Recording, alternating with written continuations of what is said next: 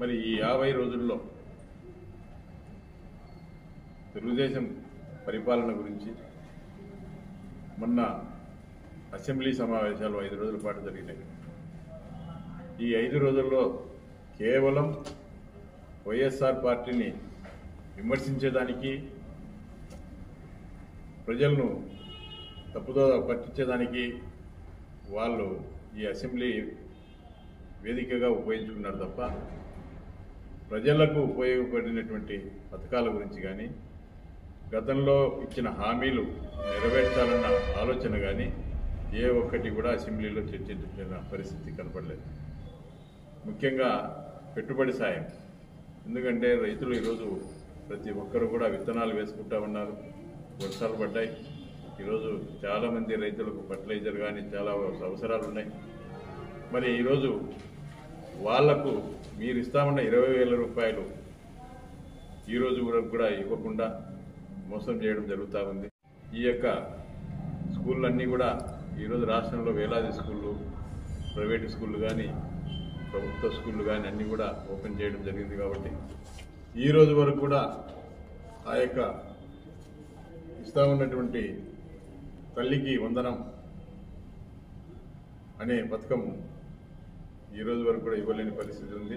మంత్రి గారు నారా లోకేష్ గారు చెప్పడం జరిగింది, రూట్ మ్యాప్ తయారు చేస్తూ ఉన్నాం, మరి ఇంకా సంవత్సరం కూడా పట్టవచ్చు అని చెప్పి మీరు అబద్ధపు హామీలన్నీ కూడా మరి గతంలో ఇచ్చి అధికారంలోకి వచ్చిన తర్వాత ఈరోజు ఇంకా రోడ్ మ్యాప్ తయారు చేస్తూ ఉన్నామని చెప్పి చెప్తా ఉన్నాం.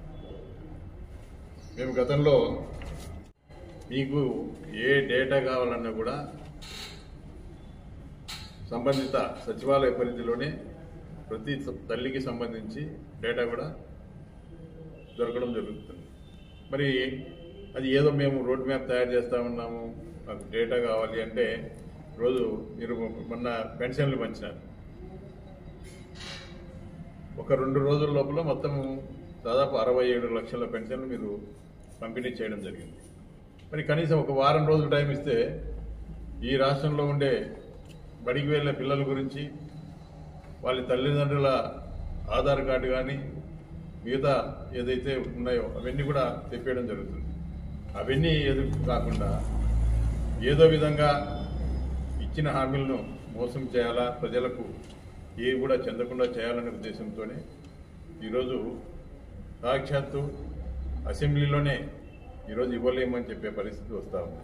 అదేవిధంగా ఈ యొక్క వైఎస్ఆర్ పార్టీ నాయకుల మీద దాడులు చేపించడం, సోషల్ మీడియా కన్వీనర్ల మీద దాడులు చేపించడం, సోషల్ మీడియాలో పనిచేస్తున్నటువంటి వైఎస్ఆర్ పార్టీ కార్యకర్తల మీద దాడులు చేపించడం, ఈరోజు ఈ రాష్ట్రంలో మరి రాక్షస పరిపాలన జరుగుతూ ఉంది.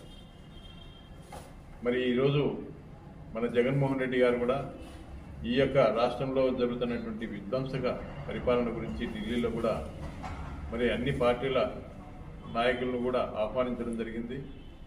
మరి వారందరూ కూడా వచ్చి మా యొక్క పార్టీకి, మా యొక్క అధ్యక్షులు జగన్మోహన్ రెడ్డి గారికి కూడా సంఘీభావం కూడా చెప్పడం జరిగింది.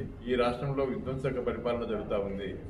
ఎవరైనా కూడా ఈ రాష్ట్రానికి ఎవరైనా పెట్టుబడులు పెట్టాలన్నా, పారిశ్రామికవేత్తలు ముందుకు రావాలన్నా, ఎవరైనా కూడా ఇక్కడికి రావాలంటేనే ఈ రాష్ట్రం మరో బీహార్ అయిపోతూ ఉందని చెప్పి ఈరోజు పారిశ్రామికవేత్తలందరూ కూడా భయపడే పరిస్థితి వస్తూ ఉంది. ముఖ్యంగా కేంద్రం జోక్యం చేసుకొని, ఎందుకంటే మీరందరూ కూటమిగా ఏర్పడి మరి ఈ రాష్ట్రాన్ని మరి ఏదో చేస్తాము, అద్భుతాలు సృష్టిస్తామని చెప్పి మీరు అధికారంలోకి వచ్చిన తర్వాత ఈ విధంగా ప్రజలను ఇబ్బంది పెట్టి మీరు ఇచ్చిన హామీలన్నీ మర్చిపోయి ఈ హామీలను ఏదో విధంగా దీన్ని మరి ఎగరగొట్టాలనే ఉద్దేశంతో మీరు విధంగా చేస్తూ ఉన్నారు. కాబట్టి తప్పకుండా ఈ హామీలన్నీ కూడా మీరు ఏదైతే హామీలు ఇచ్చినారో, ఈ సూపర్ 6 అని ఏదైతే హామీలు ఇచ్చినారో అవన్నీ కూడా ఖచ్చితంగా నెరవేర్చాలా. మరి మేము ప్రజల తరఫున ఖచ్చితంగా ఈరోజు ఈ సూపర్ 6 మీద ఖచ్చితంగా పోరాటం చేయడం జరుగుతుంది.